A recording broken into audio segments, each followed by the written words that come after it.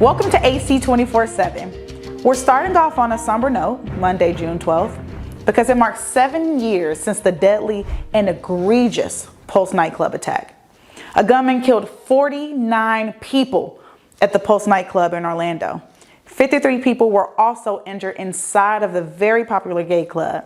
The gunman, Omar Mateen, pledged allegiance to the Islamic State group during the 3-hour standoff before he was killed in a shootout with police.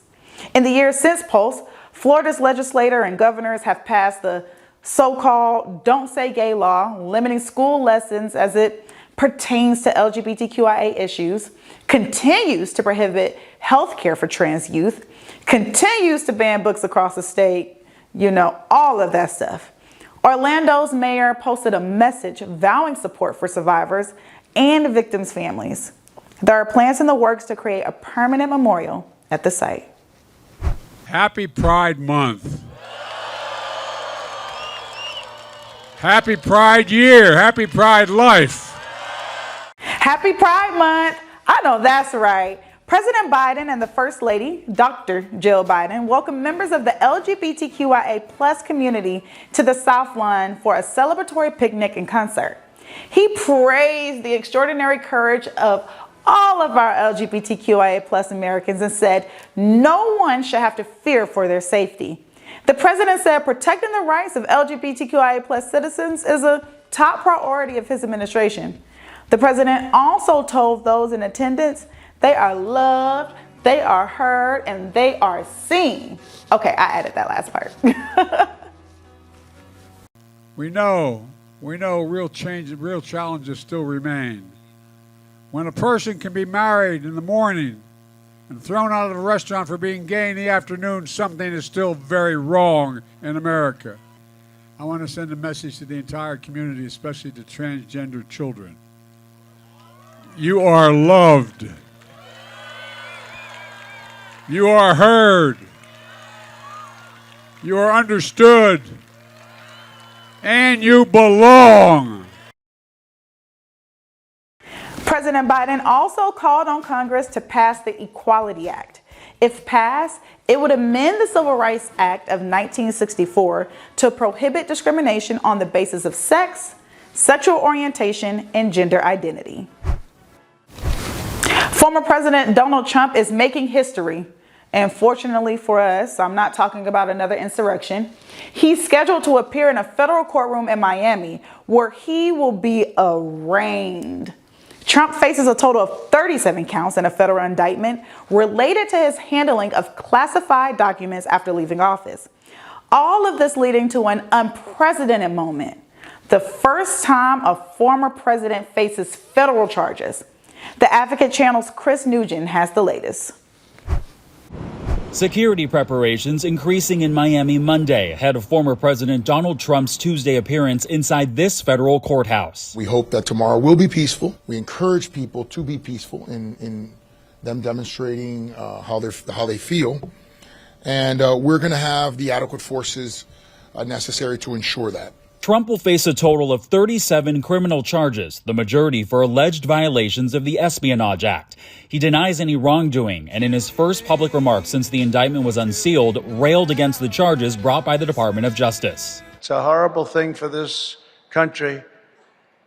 I mean, the only good thing about it is it's driven my poll numbers way up. Can you believe that? The federal indictment details the locations where Trump allegedly stored classified documents at his Mar-a-Lago estate in Florida, including in a ballroom, a bathroom and shower, and a storage room. Trump's own former Attorney General William Barr. Those documents are among the most sensitive secrets that the country has. He had no right to maintain them and retain them, and he kept them in a way at Mar-a-Lago that anyone who really cares about national security their stomach would churn at it. Meanwhile, some of the former president's allies coming to his defense. Was that a good look for the former president to have boxes in a bathroom? I don't know. Is it a good picture to have boxes in a garage that opens up all the time? A bathroom door locks. In Miami, I'm Chris Wynn reporting. Now, this is a story. The 4 indigenous children who went missing in the Colombian Amazon after their plane crashed are now recovering.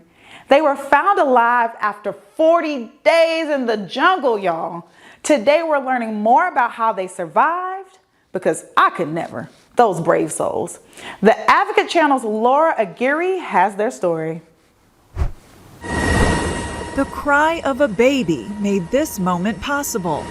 Rescuers finding 4 siblings in the Colombian jungle Friday, miraculously alive, 40 days after a plane crash that killed their mother, who was a local indigenous tribal leader, and the pilot. The oldest, 13, the younger ones, ages 9, 4, and an infant, that turned 1 while in the jungle. When the plane crashed, they took out the tapioca flour, and with that they survived. And after the tapioca flour was over, they began to eat seeds. The children's families say the kids were raised on learning how to survive off the jungle environment. We are indigenous people. I believe in the jungle, which is our mother. And that's why I've always kept the faith and would say that both the jungle and nature have never betrayed me. Medical reports show the children are recovering from dehydration and can't yet eat solid food, but Colombia's defense minister says they are out of danger. The children told officials at one point they encountered a Belgian shepherd in the jungle who stayed with them for several days. Officials believe it was Wilson, a Special Forces search dog that went missing May 18th. On Monday, the Colombian army tweeted pictures they say were drawn by the rescued children, thanking the soldiers and the still missing Wilson for their efforts. The children are expected to continue their recovery in a Bogota hospital for the next 2 to 3 weeks. I'm Laura Aguirre reporting. Okay, so did you hear about the interstate that collapsed on I-95 in Philly? If you didn't, that's what I'm here for. Well, a section of Interstate 95 collapsed from a fire Sunday morning. Luckily, no one was seriously injured. And officials say it will be a while before things are back to normal. The highway is a critical artery that can send ripples through the supply chain. The Advocate Channel's Gloria Pazmino takes a look at how this local crisis can have national economic implications. A dramatic road collapse along one of the busiest corridors in the country. A section of northbound I-95 in Philadelphia wiped out over the weekend when a tanker truck caught fire beneath an overpass. Officials say repairs could take months. It is our goal to be as quick in our response and our remediation of the challenges as we can.